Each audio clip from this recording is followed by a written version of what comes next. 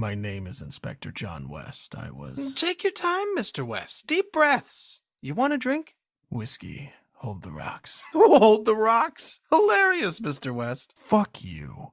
My name is Inspector John West. I was the officer in command on the Party Hard killings. Can you describe to me exactly what the Party Hard killings were? They were a series of murders strung across the U.S. during the autumn break of 2000, exclusively taking place in and around house parties, rooftop parties, cruise parties, you name it. This guy was there, stabbing his way through the crowds.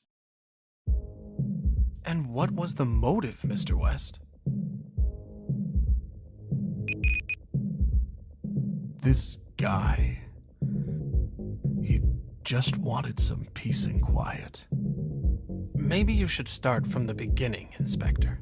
It might give us a better idea of where this all went so wrong.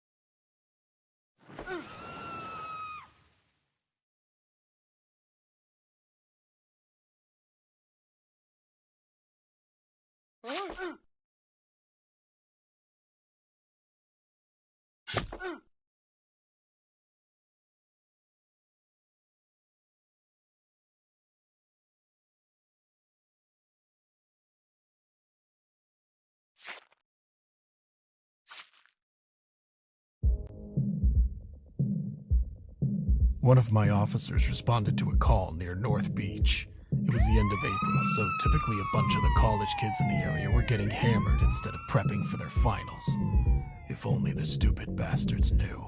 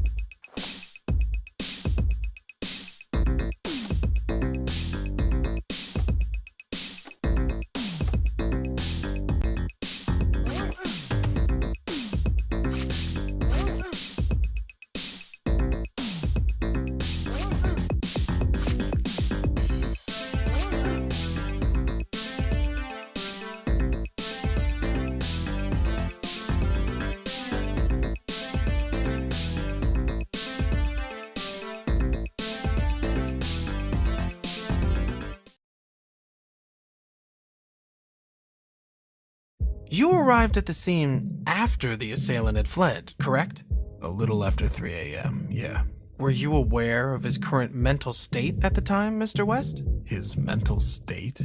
His confusion, the blood dripping from his hands, like someone else was driving him forward, yet a bright light leading him onwards. I heard that bright light, as you so eloquently put it, was just a bunch of biker trash scumbags in search of lost souls. Guess he must have hitched a ride with them somehow. Perhaps it was when they realized that the party was already dead. Excuse the pun. Speaking of dead, wasn't your daughter Katie at that party, Mr. West? Seeing her blood zigzagging between those bathroom tiles, it was like a sledgehammer using my stomach as a welcome mat, drowning without water. Jesus. She was so messed up that I couldn't even ID the body.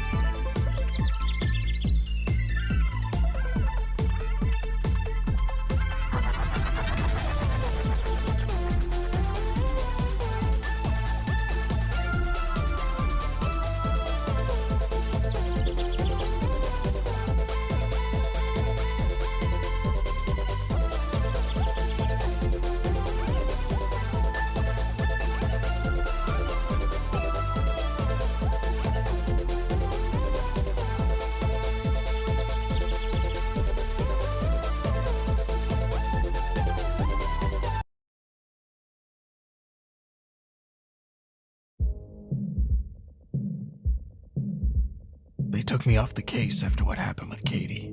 But let's just say it was keeping up to speed by other means. Once the ranch massacre happened, my colleagues were more than happy to unofficially keep me informed.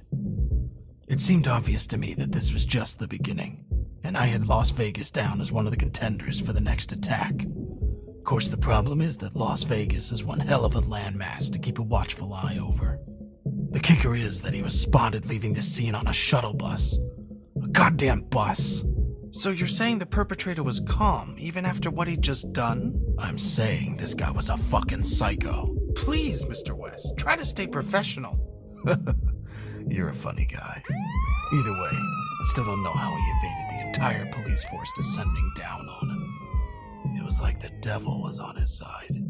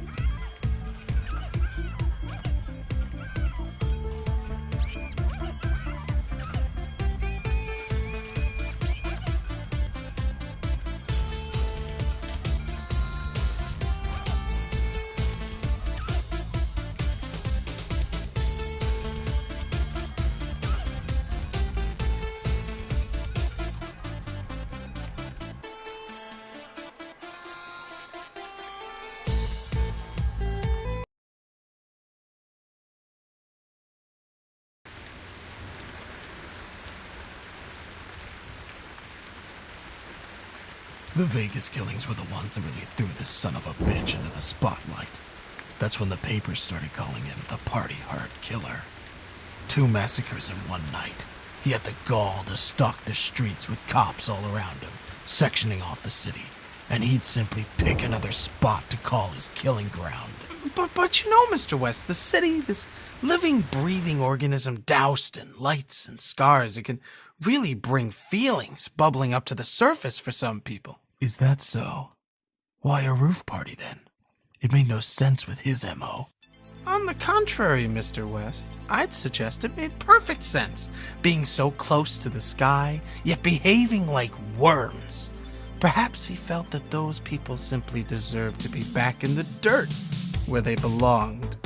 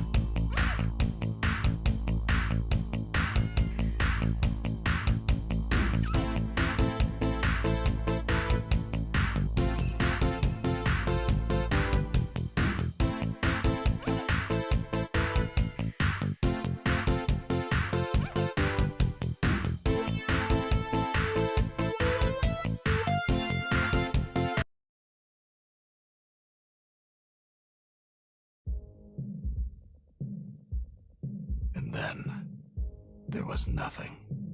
Months and months of goddamn nothing. Just frustrating goddamn silence. The shadow had swept through our lives and then hidden away like the yellow-bellied piece of shit that he is. Mr. West, please, let's stick to the facts. What do you think he was doing during this time? Damned if I know. Tell you what, though, those months dragged and dragged. The papers wanted names. There was severe public unease. The police force was a laughingstock. You'd never guess that one single sicko could rip this country apart so badly. And then one day, out in the desert, there was an encounter. What kind of encounter? A guy driving late one night told us he nearly hit this guy who stepped down in the middle of the road. Apparently, he didn't say much, although the driver was in shock, as you'd expect. He sort of just threw a flyer at the guy's feet. Said he needed help. Needed help? What kind of help? Said he needed a ride to a party on a boat.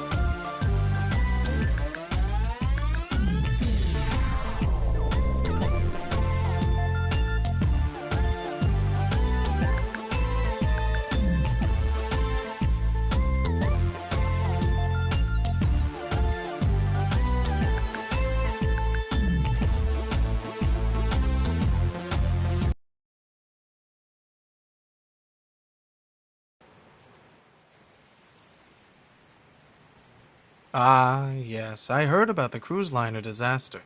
Although I assume it wasn't the rushing water that killed those people, as the news had us believe.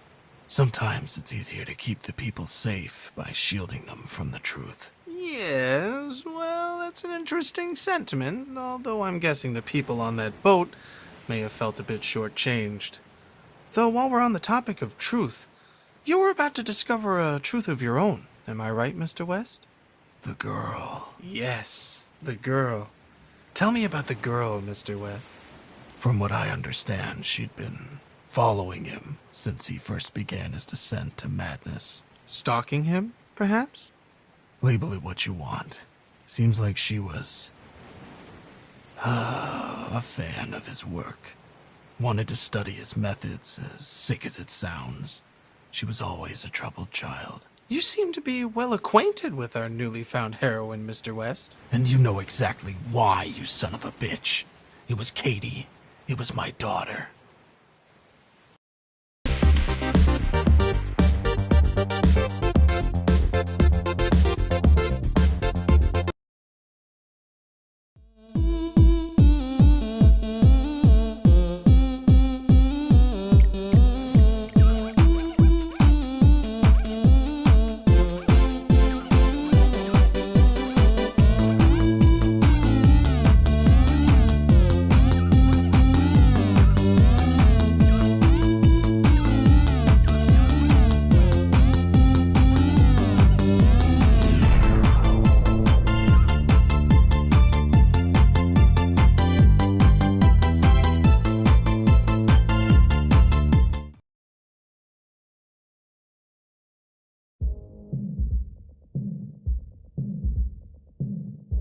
I finally caught them a few weeks later, out in the middle of nowhere. His car just pulled up onto a dirt path.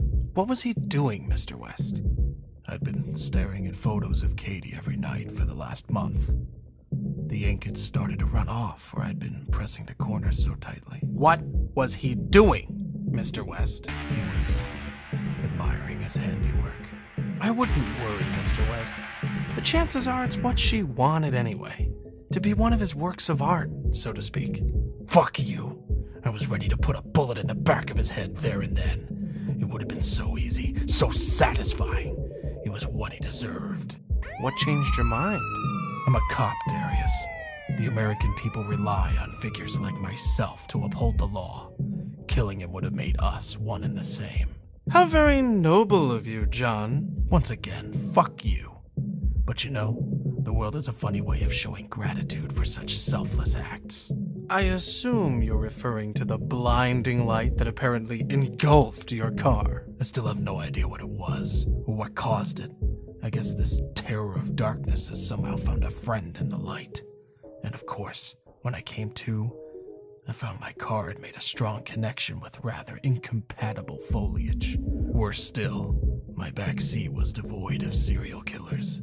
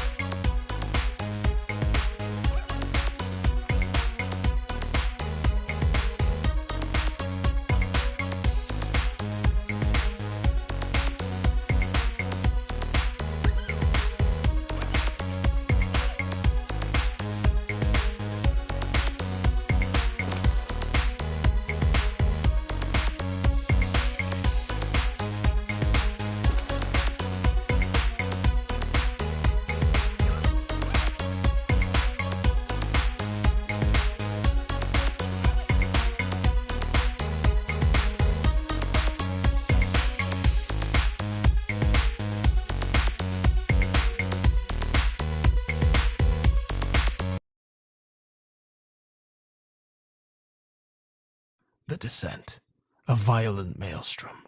Nature has a way of bringing the most devious of minds back down to earth, and shortly after the Sawmill Massacre, our psychopaths succumbed to the outdoors of all things. Really now, Mr. West, can we stop with the cliched storytelling? This isn't a tale from Narnia. How could you possibly know his motivations for being in that wood? Perhaps he wanted to feel closer to nature. Perhaps he was tired of killing. Just maybe he wanted to feel closer to his victims. All I know is, when the cops turned up to search the surrounding areas, they turned up nothing. And this was a place right out in the middle of nowhere, so it wasn't like he could have gone far. There was only one possible explanation. He'd managed to hitch a ride out of there. You think he called the paramedics himself? Well, it makes sense, right? Splatter yourself with some of the blood at a mass murder scene, and the medics aren't exactly going to be picky about who they pick up. He's breathing, so you get him to the wagon ASAP. Of course, this particular victim was breathing a little too well for his or their own good. I guess they may be adding a new phrase to the ambulance protocol handbook. Never give drugs to a psychopath.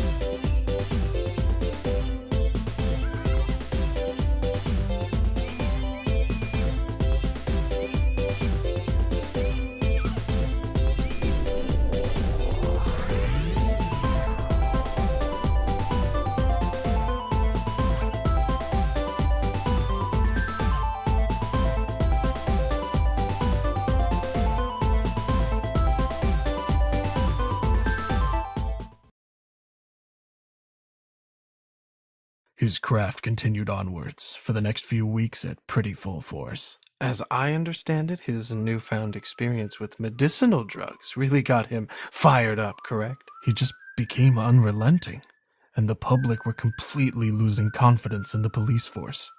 Well, no, they'd already lost all confidence.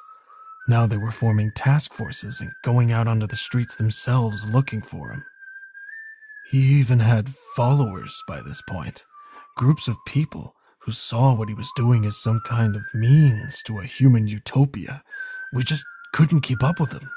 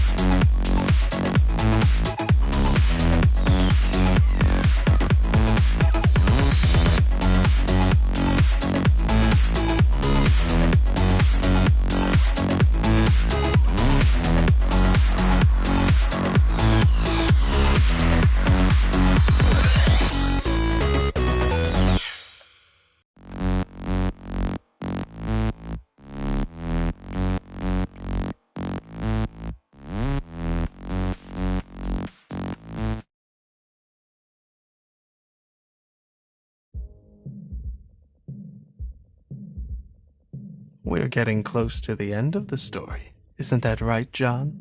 A bunch of his avid followers, his so-called party harders, were said to be holding a party down in the San Francisco subway after hours. And you heard about the party just in time to catch him.